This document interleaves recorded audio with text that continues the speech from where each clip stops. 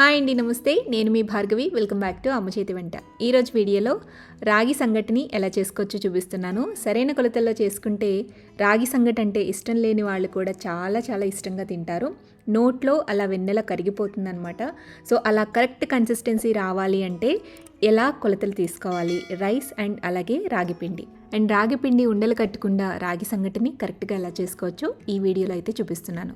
రాగి సంగటి హెల్త్కి చాలా మంచిదండి. మన పెద్దలు అంత స్ట్రాంగ్గా హెల్తీగా ఉండేవాళ్ళు అంటే దానికి కారణం ఈ రాగి సంగటి. ఆంధ్ర, తెలంగాణ, కర్ణాటక, తమిళనాడు, కేరళ ఇలా సౌత్ ఇండియాలో ఫేమస్ అయిన ట్రెడిషనల్ రెసిపీ. మన పెద్దల కాలం నాటి బలమైన ఆహారం ఈ రాగి సంగటిని ఎలా చేసుకోవాలో చూసేద్దామా. ఫస్ట్ ఈ రెసిపీ కోసం ఒక చిన్న గ్లాస్తో బియ్యాన్ని తీసుకోండి. ఇక్కడ మీరు ఏ బియ్యమైనా వాడుకోవచ్చు. రేషన్ బియ్యం లేదా ఇంట్లో ఉండే సోనా మసూరి బియ్యం, ఏ బియ్యమైనా తీసుకోవచ్చు.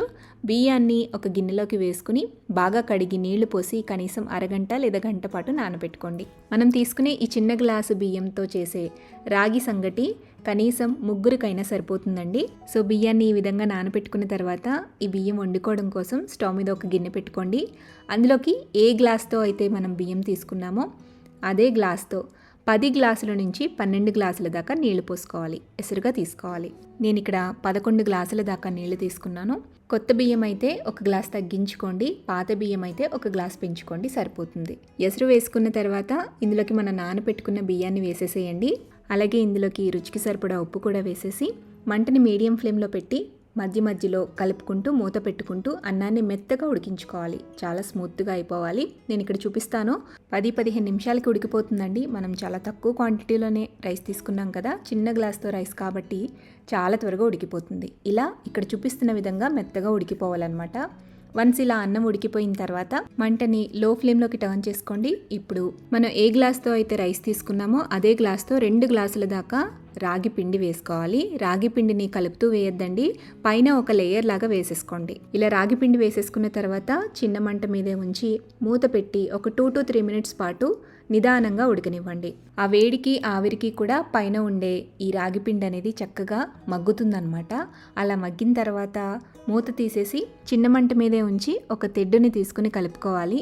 ఇంతకుముందు పూర్వకాలంలో మన ఇళ్లలో తెడ్లు ఉండేవి కదండి. ఇప్పుడు ఎవరింట్లో ఉండట్లేదు కాబట్టి ఇలాంటి కొద్దిగా స్ట్రాంగ్గా ఉండే చెక్క గరిటెని తీసుకునైనా మీరు బాగా కలుపుకోవచ్చు.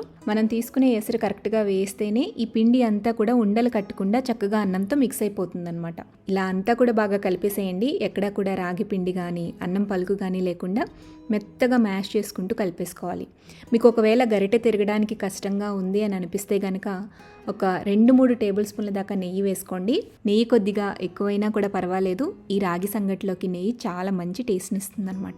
ఇలా మొత్తం అంతా కూడా బాగా కలిపేసుకున్న తర్వాత ఇప్పుడు చిన్న మంట మీదే ఒక 5 నిమిషాల పాటు ఉడికించండి. మూత పెట్టేసి ఉడికించుకోవాలి. 5 నిమిషాల తర్వాత మూత తీసి ఒకసారి మళ్ళీ బాగా కలుపుకుని పక్కకు దించేసుకుని మళ్ళీ తిరిగి మూత పెట్టి ఒక 5 మినిట్స్ పాటు వదిలేసి ఆ తర్వాత సర్వ్ చేసుకోండి. రాగి సంగటిని వేడివేడిగా సర్వ్ చేసుకుంటేనే దాని టేస్ట్ని మనం ఆస్వాదించగలం కాబట్టి వేడి మీదే ఈ రాగి సంగటిని ముద్దల కింద చేసుకోవాలి. ఒక ప్లేట్కి నేతిని అప్లై చేసుకుని చెయ్యి కాలకుండా తడుపుకుంటూ రాగి సంగటిని ఇలా ముద్దలుగా చేసుకోండి. ఈ రాగి సంగటికి కాంబినేషన్గా చికెన్ కర్రీ కానీ మటన్ కర్రీ కానీ చాలా బాగుంటుందండి. ఇన్ కేస్ నాన్ వెజ్ తినని వాళ్ళు ఎవరైనా ఉంటే కనుక ఎండుమిరపకాయలతో నలుపుడు కారం చేసుకుంటూ ఉంటారు, లేదా పల్లీలతో పచ్చడి కానీ లేదంటే కొంచెం స్పైసీగా ఉండే రోటి పచ్చడి ఏదైనా కూడా దీంతో కాంబినేషన్గా సర్వ్ చేసుకోవచ్చు. సో మంచి టేస్టీ కాంబినేషన్స్ నేను కింద డిస్క్రిప్షన్ బాక్స్లో లింక్స్ ఇస్తాను, మీరు చెక్అవుట్ చేయొచ్చు. మరి ఈసారి రాగి సంగటి మీరు చేసేటప్పుడు కరెక్ట్గా ఇదే కొలతలతో ఇదే పద్ధతిలో చేసి చూడండి. పర్ఫెక్ట్ రాగి సంగటి చేయడం మీకు వచ్చేస్తుంది. ఈ రెసిపీని మీరు ఇంట్లో ట్రై చేశాక మీకు ఎలా కుదిరిందో నాతో కింద కామెంట్ సెక్షన్లో షేర్ చేయండి. వీడియో నచ్చితే లైక్ చేయండి, మీ ఫ్రెండ్స్కి రిలేటివ్స్కి షేర్ చేయండి. మరిన్ని టేస్టీ సింపుల్ క్విక్ రెసిపీస్ కోసం అమ్మ చేతి వంట ఛానల్ని సబ్స్క్రైబ్ చేయండి.